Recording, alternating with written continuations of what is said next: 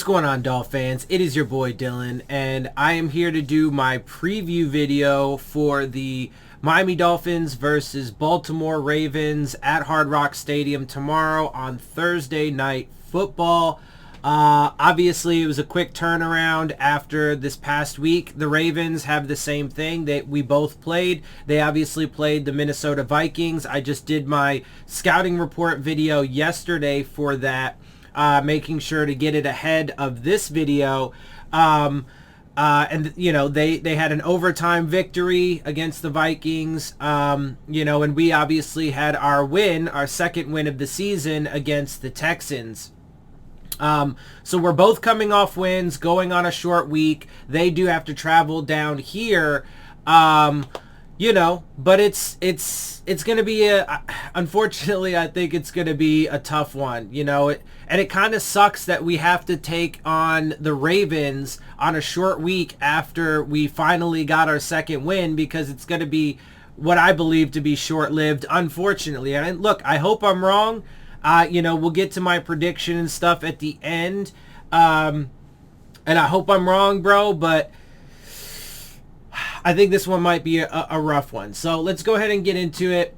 We're going to start with the injury report. So it is obviously with the Dolphins. We're going to start with the Dolphins. And it's good to see that the injury report has gotten smaller. Although, let's be honest, that is in part because we have a bunch of players that have been put onto injured reserve and a bunch that still haven't come off, like Dieter, Will Fuller, right, are still on injured reserve.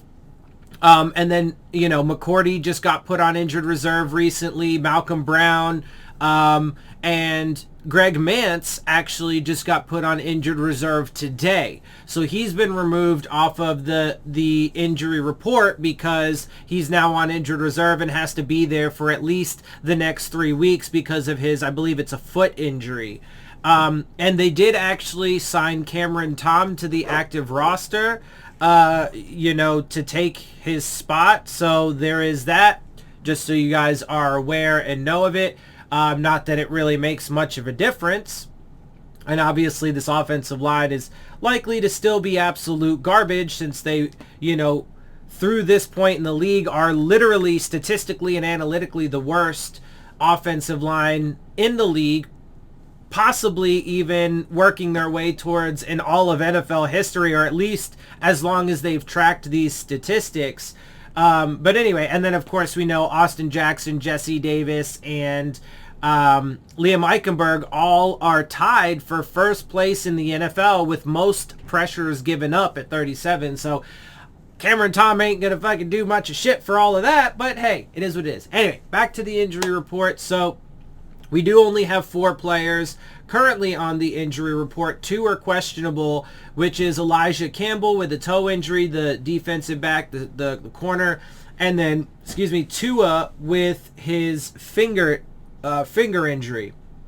Now, they've taken the ribs off, so he should be, you know, the ribs are apparently no longer an issue, so that's good, but he does have this. Now, look, he is officially listed as questionable, and I saw some, you know, reports or whatever that it seems the Dolphins are preparing to go as if Jacoby Brissett is going to be the starter yet again.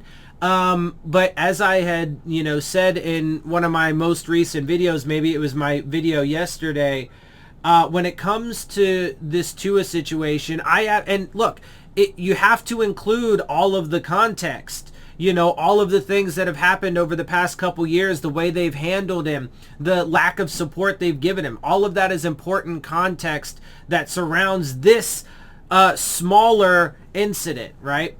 But I believe that, you know, but then you add in the fact that he was throwing in between, you know, series, when, you know, in between drives for the Dolphins. He warmed up with the Dolphins yesterday. Like, there was, you know, some video of him at practice, and he seemed to be throwing the ball all right. He wanted to play, right? All of these things.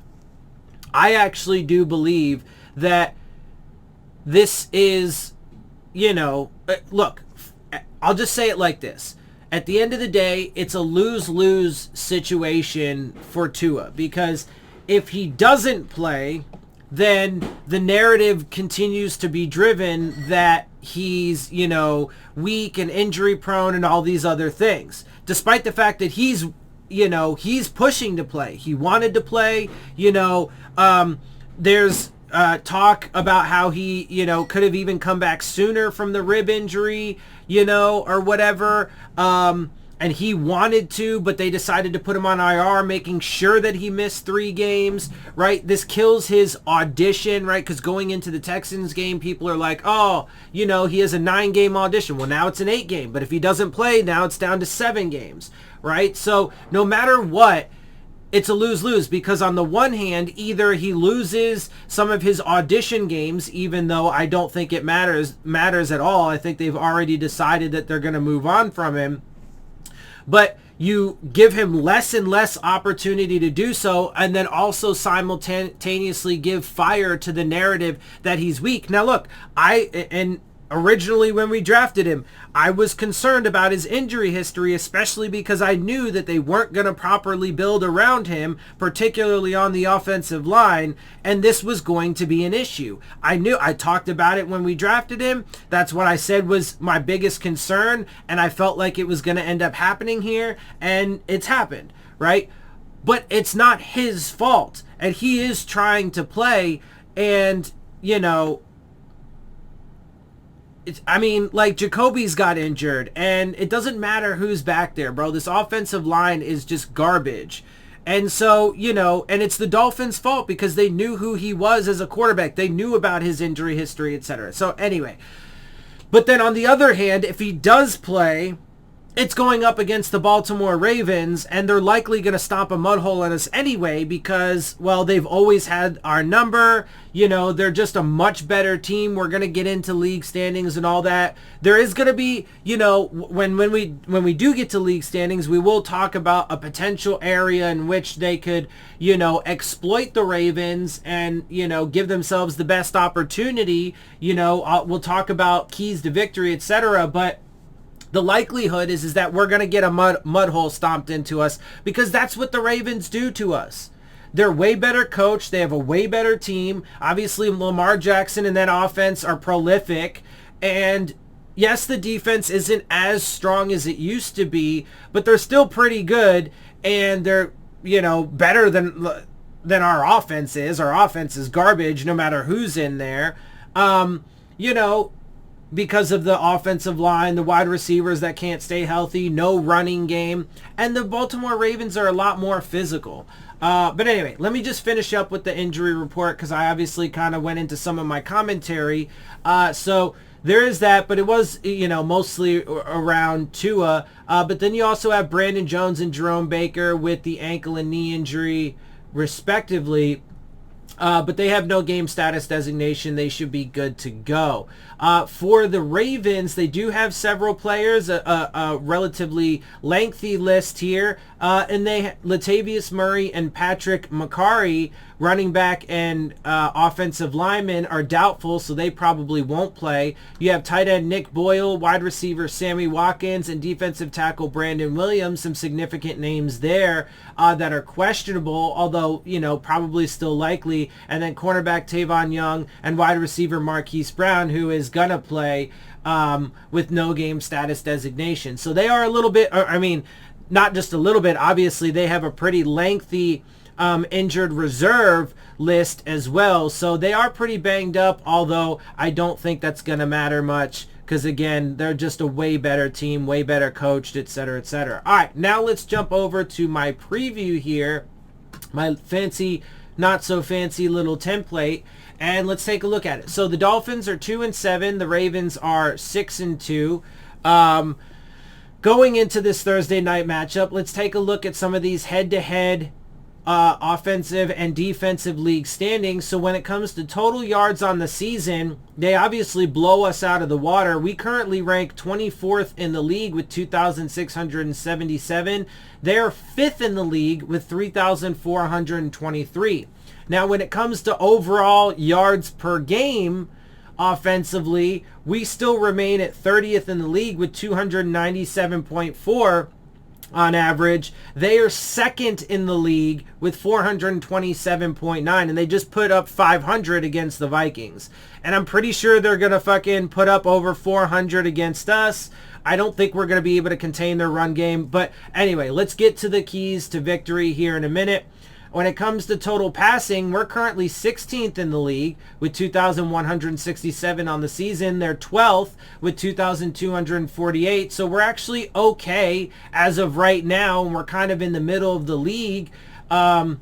That's in large part because of those two games that Tua had when he came back from the rib injury, where he put up a bunch of good, numbers in the passing game or whatever. Obviously, yes, he had the interceptions, but that's in large, and he definitely makes this offense a lot more efficient and a lot better. But anyway, in passing yards per game, we have 240.8, which is currently 22nd. They're at 281, which is 9th. So they are actually putting up pretty good numbers in the passing game.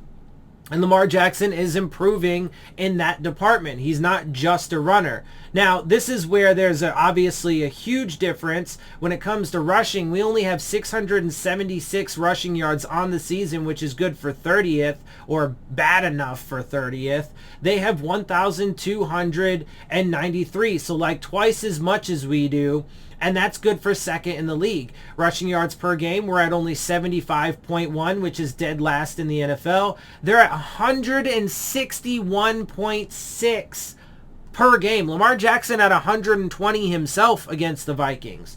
And that is obviously good for first in the league.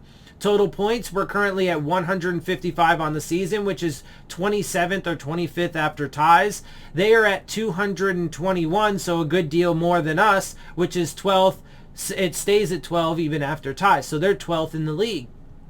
Points, they do have somebody that is tied. The 13th team is actually tied with them at 221. That's why they do have a tied number in there as well. But anyway, points per game, we're only getting 17.2, which is obviously not very good, which is 28th or 27th in the league after ties, but they're putting up nearly 30 points at 27.6, which is good for 7th in the league.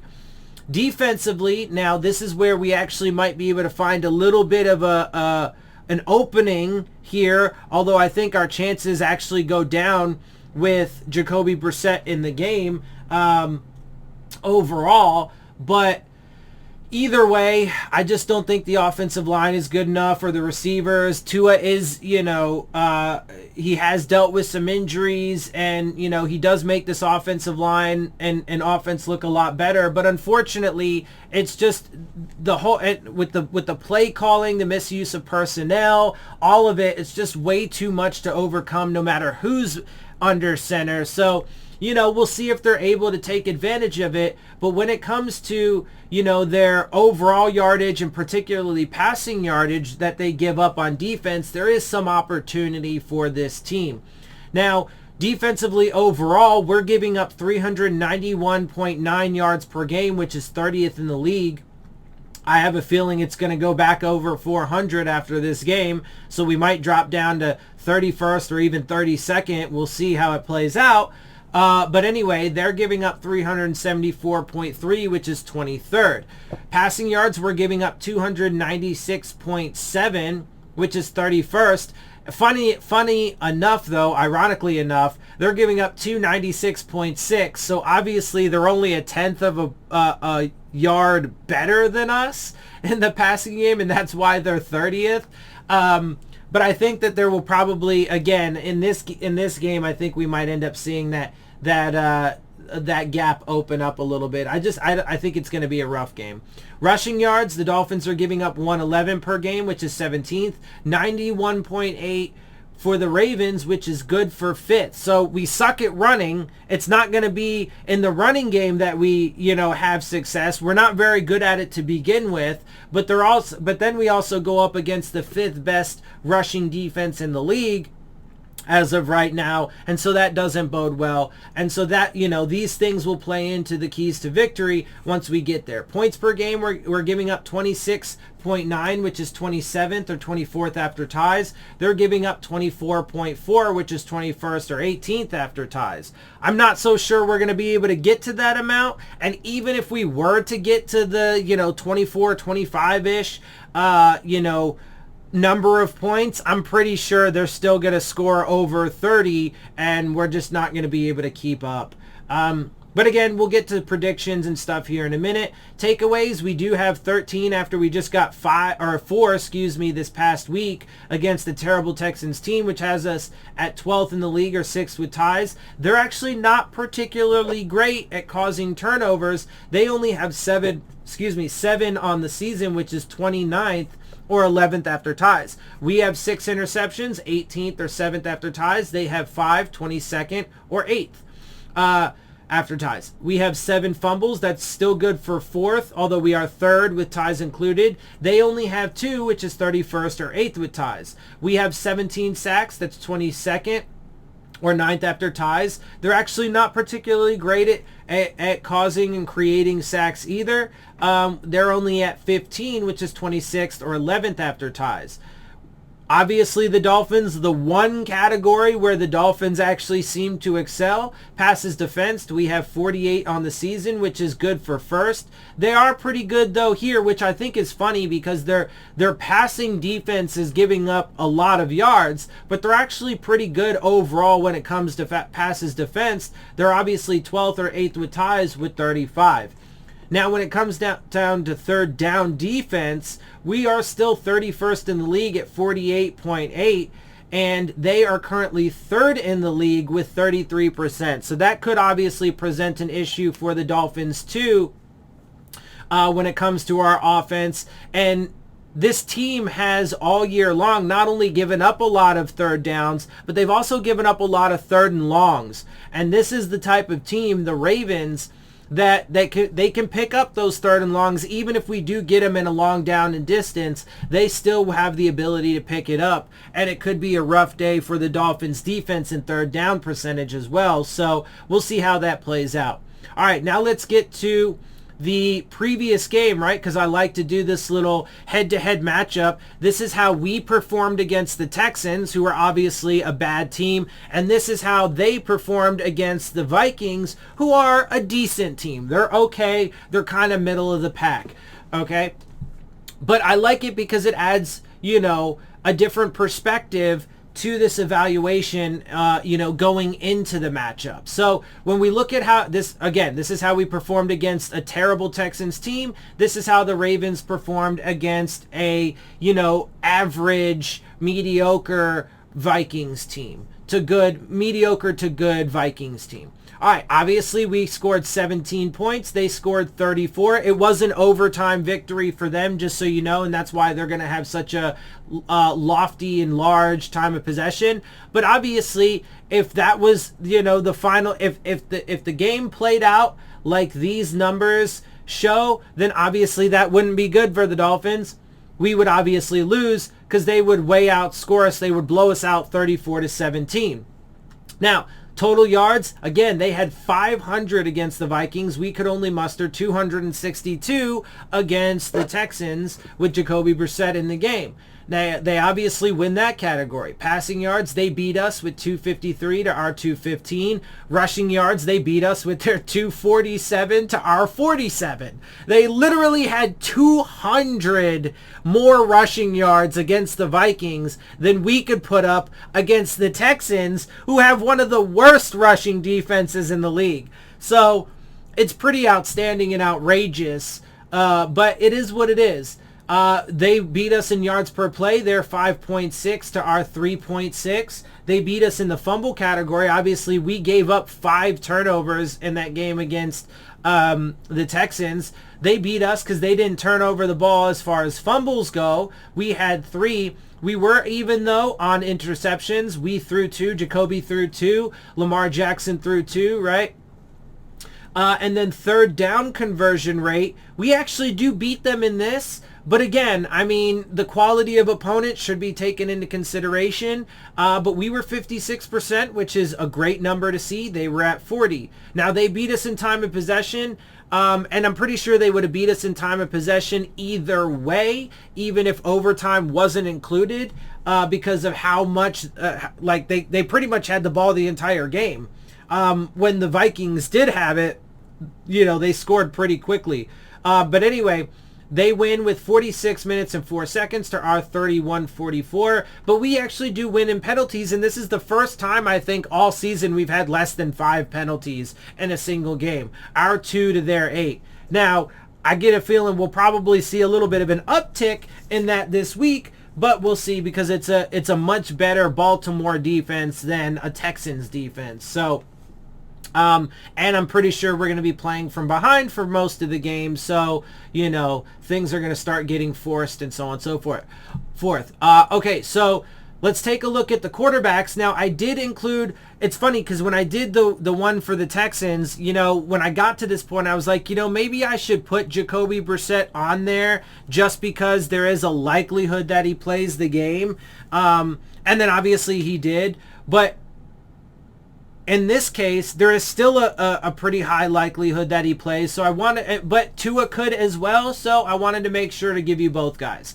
Obviously, neither of them have a particularly great stat line on the season, but Jacoby Brissett is throwing for 64.4% completion percentage, 1,127 yards, 5 touchdowns, 4 interceptions, and a 79 passer rating. And Tua, obviously, now they've split because, you know, they've split playing time because of Tua's injury and whatever.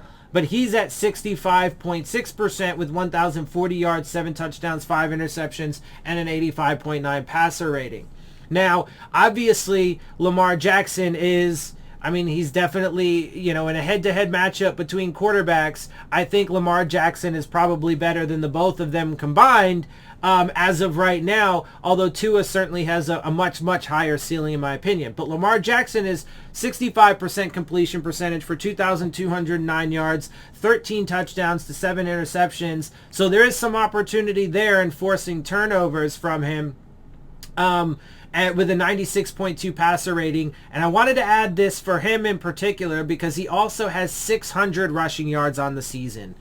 And I think he just set a record, or like, you know, not set a record. He joined a, you know, elite group of players. Just, I think he's like the 3rd or 4th player in NFL history to, at this point in the season, have over 2,000 passing yards and 600 rushing yards. So, rough. It's going to be tough, you know, and we have a hard time matching up with mobile quarterbacks to begin with, but Lamar Jackson is obviously a whole nother monster in and of himself. So let's get to these keys to victory, though, if the Dolphins are going to be able to pull it out. When it comes to offense, we'll start with the offense. First and foremost, whoever's playing, you have to protect the quarterback. You have to, let's actually amend that, and block.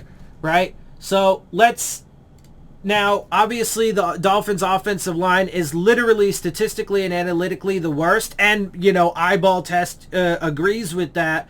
You know, we have 3 of the worst offensive linemen in the entire league, tied at, you know, most pressures, etc., etc., etc. You guys know those stats. It's pretty terrible. So that's where it starts on offense.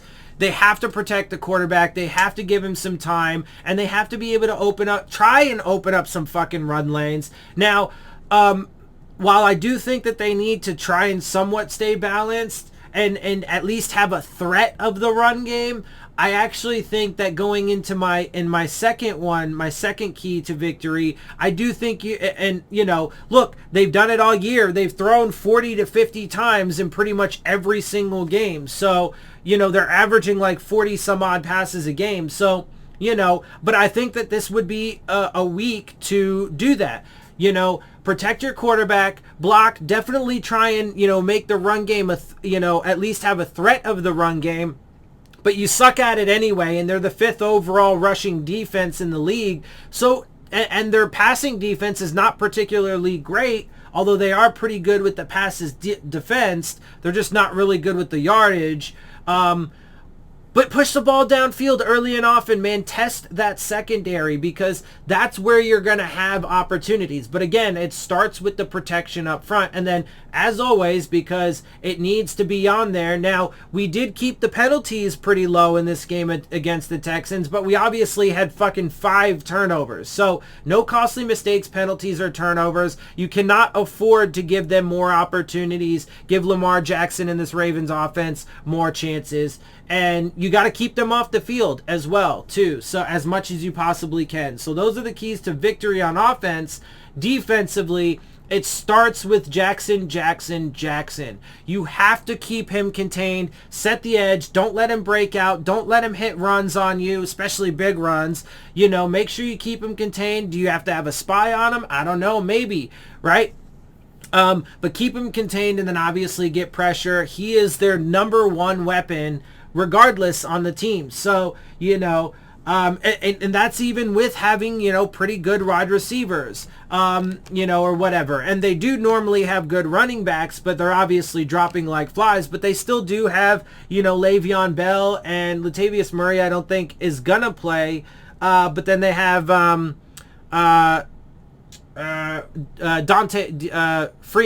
Deontay Freeman or whatever, right? And they're not bad. So, but it all obviously revolves around Jackson. So contain him, and then aggressive play calling is the second thing. Because if you can contain Jackson, kind of keep him in the pocket, set the edge, prevent the run game from, you know, breaking off, you know, contain him to that pocket, like I said, get some pressure on him. That, you know, and don't be afraid, man, to early on in the game use some of those exotic looks, bro.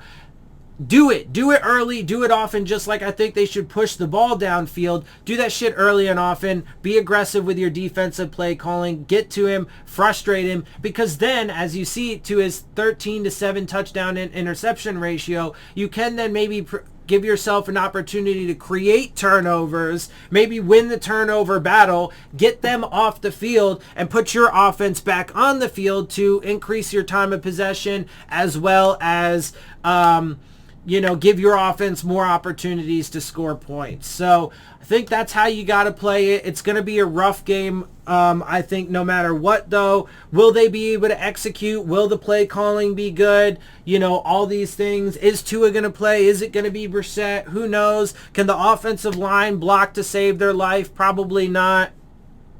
You know, we'll see. But like I said, there's definitely a couple areas, particularly against their pass defense or whatever, you know, and getting Lamar Jackson to turn the ball over. There are some opportunities there. They just need to take advantage of it. So, prediction, look,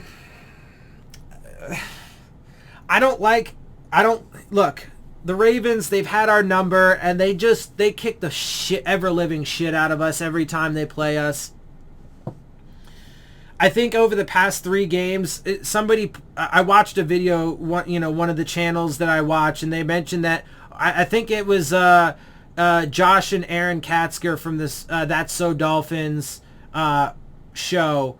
Anyway, I think it was them that mentioned it. The Ravens are like 136-16 over the past 3 games.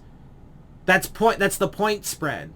Like, they just obliterate us every fucking time. And unfortunately, I think it's probably going to be a bit of the same. So my prediction here is 45-13. I know that's really rough, and I hope I'm wrong, man. I hope at the very least, look, I don't expect us to win. If they can, you know, execute with those keys to victory and shit like that, and if they can contain him, then maybe we can at least keep it closer and keep it more competitive. You know, maybe end up being like a 35-24 loss or something like that if they were able to you know, have a good game, play maybe their best game of the season, and have complimentary football from, you know, both sides, the offense and defense. But unfortunately, I just foresee another, you know, terrible blowout. So 45-13. Hopefully I'm wrong, but we shall see tomorrow night. All right, with that, let me get up out of here. I do want to remind you guys to check out the Rave On Sports App, the new fan-driven sports app for all of your top sports, basketball, football, baseball, whatever. And they're looking to enhance your game day experience with live play-by-play coverage, live chats with other fans and content creators like myself. Look in the description box for the links to that. And with that, I'm going to get out of here. I hope you guys appreciate my perspective. If you do, make sure you hit the subscribe button, make sure you hit the like button, make sure you hit the bell if you want to get the alerts. Share my channel and videos with your friends and family. Leave your questions, comments, and concerns down in the comment section. Of course, as always, follow me on Twitter at DillonTartaro. And with that, I am out. I'll see y'all soon. Fins up.